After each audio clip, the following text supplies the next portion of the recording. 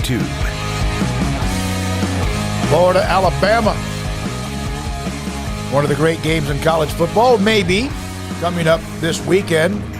Nick De La Torre covers the University of Florida.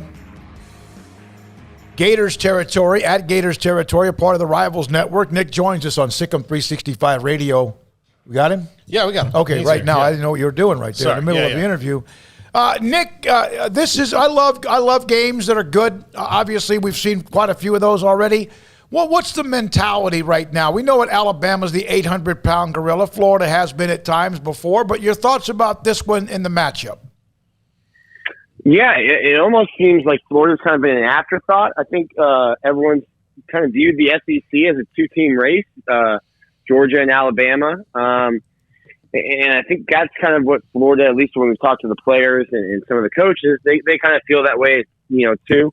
Also, everyone looks for that chip to put on their shoulder. But for me, I think this is, really the two teams that have kind of been the class of the SEC, if you think back historically. And I'm looking forward to a good game, hopefully, in front of a sold-out crowd Saturday.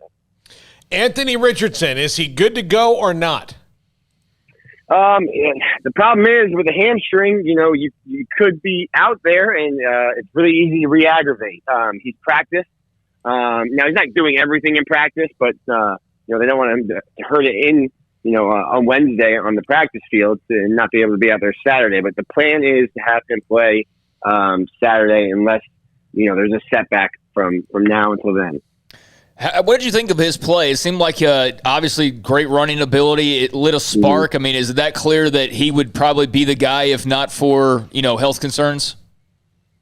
No, Dan's going to stick with Emory Jones. I think Anthony Richardson might be the answer to the question: what happens if Cam Newton never steals a laptop at Florida? I think that's the kind of player that he can be, and he's certainly the future at Florida.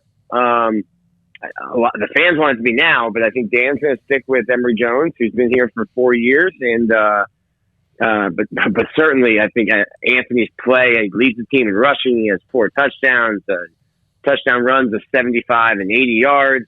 He's a fun player to watch, but yeah, it's still Emory Jones' team. I saw this stat. You posted it earlier today. The Gators are 4-15-2 against all-time against the defending national champions, 2-5-1 at home. And I would think that, it looks awful. It does, but yeah, I mean, I bet most people don't have winning records against the defending national champions, even if that team was the year before, wouldn't you think? I would think so. Not every you wonder. You look at LSU in 2019, and I think the only person that came back to Baton Rouge was Ed Orgeron. Sometimes you might get a national champion that happens like that, but then you look at Alabama and the way that they recruit, there's really no rebuilding. It's kind of just, 5 stars leave, and it's like, all right, well, here's the other 12 5-stars we recruited that have been sitting on the bench for 4 years. They're ready to play now. So I wouldn't suspect that many teams have great records against the defending national champions. No. By the way, on our chat room from Gary Lewis, #free Anthony Richardson.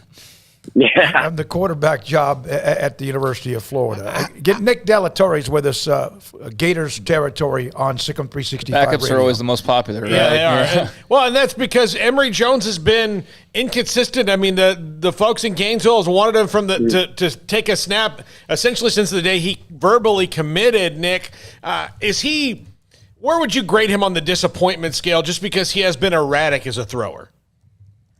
Yeah, I think the biggest disappointment is he's kind of looked like Felipe Franks in that there's really no anticipation.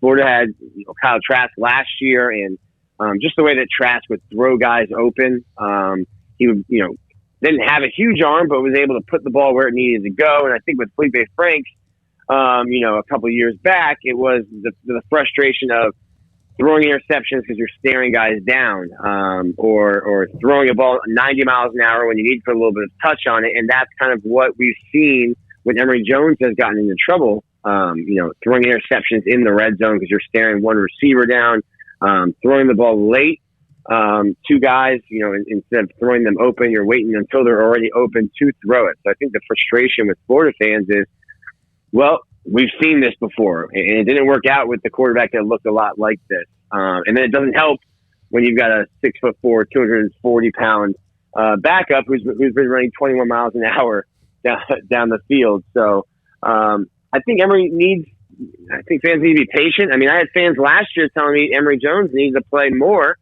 And Kyle Trask was having a Heisman-worthy season. So, like you guys said, certainly the most important, the most popular guy on campus is always the backup quarterback. But I think Emory Jones just needs to relax. He's waited a long time. He just needs to relax and trust himself because he does have talent and he does have a lot of ability. Jacob Copeland obviously coming off a big performance, but, Florida did have a huge void with Kyle Pitts and the impact that he had, obviously. Kadarius Toney, another one. What's the skill guy kind of summary for the Gators going into this one? Yeah, there's a bunch of guys. Every year Florida's kind of lost receivers, from Van Jefferson and Freddie Swain, a bunch of guys that are in the NFL now. You're not going to be able to replace Kyle Pitts, and I think you're seeing that in the offense. Florida's thrown one pass in 2 games to a tight end, and it was incomplete. But guys like Jacob Copeland, Xavier Henderson, one that we haven't really seen much of that I was expecting big things out of is Trent Whittemore. So those are really the 3 guys, and then of course the Penn State transfer Justin Shorter. There are guys there at receiver, but Florida leads the nation in rushing, and you've got a bunch of really talented guys in the backfield that can run the ball. So I think that's where Florida is going to make their money this year is running the ball. Not easy to run the ball against Alabama any year, and this year is no different. Nick, what was Florida's overall reaction? We have our talk show when the Texas and Oklahoma SEC story popped in late July has gone nuts with our YouTube subscribers and audience. It's been fantastic, coast to coast, whatever. But we got a little bit. We have Collins, a big Florida fan that jumps in every once in a while. But what was Florida's reaction to adding Texas and Oklahoma? Yeah, there wasn't any pushback. That's not really teams. Obviously, Florida and Oklahoma just played in the Cotton Bowl, but not really, names that Florida fans would be too familiar with in terms of not liking because of a rivalry. I think overall it's good for the SEC. It makes the SEC stronger, and I think Florida fans were fine with that. I think Florida fans were certainly happier to have Texas join than Texas A&M fans were. But I think overall it makes the conference stronger. And Florida fans, I think, realize that. Do you understand the Florida fans or the University of Florida, which they like themselves? They do understand there's another country club member in Texas that kind of likes themselves as well? Yeah, I think as long as you don't put that country club next to the Gainesville Country Club, I think they'll be fine. Just keep it in a different area code and don't bring your golf cart over to ours, and they'll be fine. Hey, Nick, I got to ask you, why has there not been more outrage over the last 15 years that they closed the Purple Porpoise in Gainesville? So I never, I was not of legal drinking age when the Purple Porpoise was there, but one of my favorite watering holes is where it used to be in Salty Dog. So maybe that's why. But there's still on our message board, there's still some people who won't call either one of the bars there anything but the Purple Porpoise. It was, look, I went to Florida State, so I would come down from time to time, whenever to visit friends or to go to the game. And the Purple Porpoise was the spot, Nick. It was the spot. Wait a minute, was this a sports bar or was this something else? Oyster bar. It was great. Yeah, it was great. It was awesome. I just got it with you. I don't know. Yeah. No. Look, okay. No, the places you're talking about, that's south of town in Gainesville. That's right there. Off the interstate. So okay, all right. You see, you even know he's exactly. He's talking about quarter pitchers of beer. Yeah. Sticky floor. Very it. cheap drinks. You get cocktail sauce on crackers, things like that. It was not like they'd have an appetizer special. You'd eat it because you had 8 quarter pitchers of beer, but you wouldn't walk in there and go, "I'll have the appetizer special before I've had some of that beer." No, you wouldn't do that. Man, those are the good old days. It was the spot. Hey, Nick, thank you. Good luck. Have fun this weekend. Obviously, it's a game in which it'll be interesting, but Alabama can make people look foolish if you get on the wrong side early. Thanks for your time. Continue doing a great job with what you do. Appreciate it, guys. Have a good one. That's Nick De La Torre. Again on Twitter, at De La Torre, DelaTorre. There was a Alex De La Torre. Did he play football, high school football in Texas? He's a coach, Texas player. Yeah. He's a kicker or something like that. Yeah. He works, again, Nick covers Florida Gators for at Gators Territory. Some of the responses on the chat room when it comes to the game, and then it started getting into UT and the SEC. Hey, they're comparing UT and Florida right now, and if those fan bases want to tear each other apart, I am all for it. That's fine. Yeah, I am absolutely and all it's for Ben Hill Griffith Stadium. Griffin Stadium. That's a great place. It is you know loud. what? Yeah. Oh, and the Chomp, the Florida Chomp. Give Texas 2 or 3 years in the conference. That'll be a 15-yard penalty. Yeah, no, they do it. They have more similarities than differences, Florida and Texas, that's for sure. And I don't know and if they got some. I don't know if Florida comes across as arrogantly to people in the state of Florida as Texas does here.